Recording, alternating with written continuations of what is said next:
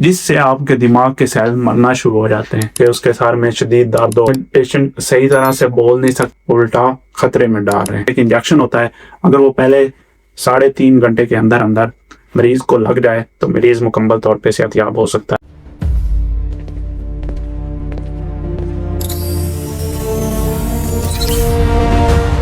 For your health, we are here. अस्सलाम वालेकुम, आप हमारा चैनल देख रहे हैं द नार ब्रोस। तो आज हम इस वीडियो में बात करेंगे फालिज, क्योंकि हमने पिछली वीडियो में बात की थी कि जब फालिज होता है तो हमें क्या करना चाहिए। हम इस वीडियो में जानेंगे फालिज की अलामात कौन सी होती हैं और वजूहात कौन सी होती हैं, और इसके साथ फालिज की टाइप कौन सी होती हैं, उन पर बात करेंगे। सबसे पहले हम फालिज को समझते हैं कि फालिज होता क्या है। बेसिकली फालिज तब होता है जो हमारे दिमाग की तरफ खून ले जाने वाली वेसल्स होती हैं, जिनको खून की नालियां बोलते हैं, कोई ब्लॉकेज या रप्चर हो जाए उसकी वजह से हमें फालिज होता है। तो फालिज की 3 टाइप होती हैं। एक तो होता है जिसको हम बोलते हैं इस्केमिक स्ट्रोक, ये बहुत ज़्यादा कॉमन है, 85% इस्केमिक स्ट्रोक ही लोगों को होता है। उसके बाद जो दूसरी टाइप है उसको बोलते हैं हेमोरेजिक स्ट्रोक, जिसमें जो हमारे ब्रेन की ब्लड वेसल्स होती हैं वो रप्चर हो जाती हैं। अगर हम बात करें फालिज की जो तीसरी टाइप है उसको बोलते हैं ट्रांजिट इस्केमिक स्ट्रोक। इसमें क्या होता है, जो आर्जी जो ट्रांजिट इस्केमिक स्ट्रोक है, इसके में ना जो हमारा दिमाग होता है ना, उसकी जो ब्लड सप्लाई है थोड़ी सी कम हो जाती है और विद इन 24 आवर्स आपका पेशेंट मुकम्मल रिकवर हो जाता है। फालिज होता कैसे, अब हम इसको समझते हैं। पॉइंट ये है, जब भी आपकी जो खून की नाली है जो दिमाग की तरफ खून लेके जा रही है उसमें आ जाए ब्लॉकेज, तो उसकी वजह से खून जो दिमाग की तरफ ब्लड जा रहा है वो रुक जाएगा, जिसकी वजह से जो आपके दिमाग की तरफ खून जा रहा है वो कम हो जाए, ब्लॉकेज आ जाएगी, जिसकी वजह से आपके ब्रेन को इनफ ऑक्सीजन नहीं मिलेगी और इसके साथ न्यूट्रिएंट्स नहीं मिलेंगे, जिससे आपके दिमाग के सेल मरना शुरू हो जाते हैं। ऐसा ओवर रिव्यू था जिसको हम बोलते हैं स्ट्रोक यानी कि फालिज। अब हम बात करते हैं फालिज की काजेज, वजूहात, फालिज किन वजह से होता है। तो उनकी जो मोस्ट कॉमन काज है उसमें सबसे पहले जो आता है वो हाइपरटेंशन है, हाई ब्लड प्रेशर। इसके साथ diabetes mellitus, high cholesterol, smoking, lack of exercise, unhealthy diet और फैमिली हिस्ट्री और हार्ट डिजीज, फॉर एग्जांपल के आर्टरी फिब्रिलेशन। तो अब आपने देखा होगा कि किसी को फालिज होता है तो उसकी हिस्ट्री में हाइपरटेंशन जरूर होगा, और हाइपरटेंशन के साथ उसका कोलेस्ट्रॉल भी ज़्यादा होगा। जब कोलेस्ट्रॉल और ब्लड प्रेशर ज़्यादा होता है तो उससे क्या होता है, अब थोड़ा सा इस पे बात करते हैं। जब आपका कोलेस्ट्रॉल ज़्यादा होता है तो वो जो आपके खून की नालियाँ हैं उनको तंग कर देता है, उससे आपको हार्ट अटैक भी हो सकता है, उससे आपको स्ट्रोक भी और फालिज भी हो सकता है। जब कोलेस्ट्रॉल ज़्यादा होगा, खून की नाली तंग हो जाएगी तो आपके ब्रेन को ब्लड सप्लाई कम मिलेगी, उससे उसके सेल की डेथ हो जाएगी। और अगर ब्लड प्रेशर ज़्यादा होगा उसकी वजह से आपके जो ब्रेन के अंदर आर्टरीज होती हैं वो रप्चर होने का भी खतरा होता है। अब बात कर लेते हैं जो हेमोरेजिक स्ट्रोक है। हेमोरेजिक स्ट्रोक बेसिकली हम उसको कहते हैं कि जो हमारे ब्रेन के अंदर जब खून की नाली को रप्चर हो जाए हम उसको बोलते हैं, ब्रेन के अंदर ब्लीडिंग को हम बोलते हैं हेमोरेजिक स्ट्रोक। तो हेमोरेजिक स्ट्रोक में जो हेमोरेजिक स्ट्रोक की कुछ काजेज मैं बता देता हूँ। हेमोरेजिक स्ट्रोक में भी हाई ब्लड प्रेशर आता है। आर्टरी एनोरिज्म, आर्टरी एनोरिज्म क्या होता है, जो आपकी ब्लड वेसल या आर्टरी खून की नाली होती है उसकी डायलेशन हो जाती है, और जब वो डायलेशन होती है तो वो रप्चर कर जाती है, जिसकी वजह से आपके ब्रेन में ब्लीडिंग होती है। इसके साथ कोई ट्रॉमा वगैरह की भी हिस्ट्री हो सकती है। तो आए हम बात करते हैं अब सिम्टम, अलामात। फालिज जब होगा तो मरीज को कौन सी अलामात होंगी ये समझना बहुत ज़रूरी है। अलामात समझने की क्यों ज़रूरत है, क्योंकि जब किसी को स्ट्रोक या फालिज होता है तो हम जो उसके पहले 3 से 4 घंटे हैं वो ऐसे ही ज़ाया कर देते हैं घर पे ही, इधर उधर, यार कुछ नहीं हुआ, वैसे हो गया है, कोई नारू का मसला है या वैसे पट्टे थक गए हैं वगैरह वगैरह। हम उसके जो पहले 3 घंटे हैं हम उधर ही ज़ाया कर देते हैं, जो कि पेशेंट के लिए बहुत ही ज़रूरी होते हैं। तो पहली सिम्टम है उसमें आपके बाजू या टांग में वीकनेस वगैरह फील हो सकती है। उसके बाद पैरालिसिस भी हो सकता है। पैरालिसिस मतलब उसका एक हिस्सा मुकम्मल तौर पे हिलना छोड़ देता है, और उसके साथ जो आपका फेस है वो भी एक साइड से लटक जाता है, जिसको हम फेशियल ड्रूपिंग कहते हैं।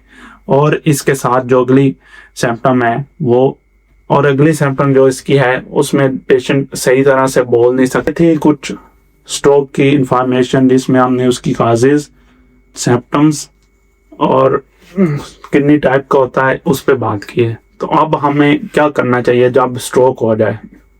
देखें, अगर किसी को भी स्ट्रोक हो जाए तो सबसे पहले किसी बड़े हॉस्पिटल में ले जाएं, ना कि किसी छोटे प्राइवेट सेटअप पे ले जाएं, ना जिधर सीटी स्कैन या एमआरआई की सहूलत मौजूद ना हो, क्योंकि हम ऐसे देख के नहीं कह सकते। हाँ, अगर फॉर एग्जांपल किसी के कोई ब्लड प्रेशर वगैरह या कोलेस्ट्रॉल की कोई हिस्ट्री नहीं है, वो बहुत ज़्यादा उसको सर पे हैवी चोट लगी है, तो हम ये समझ सकते हैं कि आइडिया हो सकता है कि उसको क्या है, हेमोरेजिक स्ट्रोक है, उसके सर में शदीद दर्द होगा और वो लॉस ऑफ कॉन्शियसनेस में होगा, बेहोश होगा। तो इससे हमें थोड़ा सा आइडिया हो सकता है, वरना हम ऐसे किसी को देख के ये नहीं कह सकते कि जी आपको कौन सा स्ट्रोक है। तो उसके लिए हमें सिटी स्कैन या एमआरआई की ज़रूरत होती है डायग्नोसिस करने के लिए। तो हम अक्सर गलती यही करते हैं कि हम उसको किसी बड़े हॉस्पिटल ले जाने के बजाय हम कहीं छोटे फार्मेसी या किसी छोटे से अस्पताल में लेके चले जाते हैं, जहाँ पे कि हमारा टाइम ज़ाया होता है और तब तक जो पेशेंट का रिकवरी टाइम होता है वो भी हाथ से निकल चुका होता है। किसी बड़ी हॉस्पिटल जैसे कि हर सिटी में DHQ हॉस्पिटल्स होते हैं, उनमें ले जाएं, क्योंकि उधर 24/7 सिटी स्कैन की सहूलत मौजूद होती है इमरजेंसी में। तो अगर आप उस टाइम अपने मरीज को किसी गलत डायरेक्शन में ले जाएंगे तो आप अपने मरीज की पूरी ज़िंदगी का मुताजी का बायस बन सकते हैं। वो कैसे, तो थोड़ा समझते हैं। देखें, अभी पहले वीडियो के शुरू में जैसे मैंने बताया कि मोस्ट कॉमन जो होता है कि वो इस्केमिक स्ट्रोक होता है, क्या ब्लॉकेज होती है। तो उस ब्लॉकेज का जो इलाज है, एक इंजेक्शन होता है टिश्यू प्लाज्मिन एक्टिजन, एक इंजेक्शन होता है। अगर वो पहले 3.5 घंटे के अंदर अंदर मरीज को लग जाए तो मरीज मुकम्मल तौर पे सेहतयाब हो सकता है। अगर आप वही पहले 3 घंटे किसी फार्मेसी या किसी हकीम के पास या घर में बैठ के उसका हाथ पांव दबाते रह जाएंगे तो आप अपने मरीज का टाइम ज़ाया कर रहे हैं, उसको उल्टा खतरे में डाल रहे हैं। कहीं बड़े हॉस्पिटल में ले जाएं जहाँ पे सिटी स्कैन वगैरह की सहूलत मैसर हो। अगर डॉक्टर को ज़रूरत पड़ रही है वो सिटी स्कैन करवाए और आपका पेशेंट का इलाज शुरू करे। तो अब ये नहीं समझना कि हमने वीडियो में देखा था कि डॉक्टर साहब ने बताया कि भाई एक फालिज वाले मरीज को हर सरकारी अस्पताल से एक इंजेक्शन लगता है। तो अब ये नहीं समझना कि भाई हमें डॉक्टर साहब ने बताया था वीडियो में कि एक फालिज के लिए एक इंजेक्शन लगता है जिससे आपका मरीज मुकम्मल तौर पे सेहतयाब हो जाता है। तो हम अपने मरीज को सरकारी अस्पताल में ले गए तो डॉक्टर साहब ने उधर जो सरकारी में डॉक्टर साहब बैठे थे उन्हें हम इंजेक्शन नहीं लगाया। देखें, चीज़ें को समझना चाहिए, फिर फैसले करने चाहिए। आजकल हम लोग बहुत ज़्यादा जज्बाती हो जाते हैं, तो जज्बाती होने से बेहतर है चीज़ को समझें फिर उसके बाद फैसला लें। तो जल्दबाजी में कभी भी कोई फैसला मत लें। आपके मरीज को इंजेक्शन क्यों नहीं लगाया गया, उसकी कुछ वजूहात हो सकती हैं। वो वीडियो मैंने पहले बना दी है, आप वो वीडियो देख लें। वो छोटी सी वीडियो 2 मिनट की, कोई ज़्यादा बड़ी नहीं है। क्यों नहीं लगाया जाता थोड़ा सा मैं इधर भी बता देता हूँ। अगर आपके पेशेंट को हेमोरेजिक स्ट्रोक है तो डॉक्टर कभी भी आपके मरीज को इंजेक्शन नहीं लगाएगा। इसके अलावा उसका ब्लड प्रेशर 185 से ज़्यादा है तो फिर भी डॉक्टर आपके मरीज को इंजेक्शन नहीं लगाएगा। अगर उसकी कोई सर्जरी हुई है प्रीवियस 3 मंथ में, या उसको कोई हार्ट का अटैक हुआ है पिछले 3 मंथ में, या उसके साथ उसका कोई पीछे 3 मंथ की हिस्ट्री है स्ट्रोक की पहले, तो डॉक्टर कभी भी नहीं लगाएगा। और भी कंट्रा इंडिकेशन होती है इस इंजेक्शन की जिसकी वजह से हम ये इंजेक्शन नहीं लगाते। तो आप ये मत कीजिएगा कि भाई हमने तो वीडियो देखी थी, उधर डॉक्टर बता रहे थे कि भाई ये इंजेक्शन लगाओ तो आपका मरीज सेहतयाब हो जाता है। वो इंजेक्शन हर मरीज के लिए नहीं, अगर आपके मरीज के लिए सूटेबल हुआ तो डॉक्टर आपको इंजेक्शन लगाएगा। तो अब ऐसी कौन सी आदत हैं जिनको हम अपनाएं तो फ्यूचर से हम अपने स्ट्रोक से या फालिज से बच सकते हैं। तो अपने ब्लड प्रेशर को कंट्रोल रखें। ब्लड प्रेशर को कंट्रोल करने के लिए आप अपनी डाइट पे ज़्यादा ध्यान दें। मेडिकेशन साथ ज़रूरी है, मेडिकेशन से ज़्यादा अगर आप अपनी डाइट पे कंट्रोल करते हैं तो आप मुकम्मल तौर पे अपने ब्लड प्रेशर को कंट्रोल कर सकते हैं। ब्लड प्रेशर को कंट्रोल करने में डाइट का एक बहुत इंपॉर्टेंट रोल है। नमक का कम में इस्तेमाल करें, ज़्यादा तली हुई चीज़ों का कम इस्तेमाल करें। मुख्तलिफ चीज़ें होती हैं जो आपके डॉक्टर आपको एडवाइस करते हैं, जो मना करते हैं। इसके बाद अपनी शुगर को कंट्रोल रखें, अपने कोलेस्ट्रॉल को कम करें और डेली एक्सरसाइज करें। अगर आपको कोई दिल की बीमारी है तो उस पर अपना प्रॉपर मेडिकेशन करें। शुगर की जैसे लोग एहतियात नहीं करते, इंसुलिन भी लगा रहे होते हैं, मेडिकेशन भी खा रहे होते हैं, बट मीठा खाना कम नहीं करते, जिसकी वजह से उनकी शुगर कंट्रोल नहीं होती।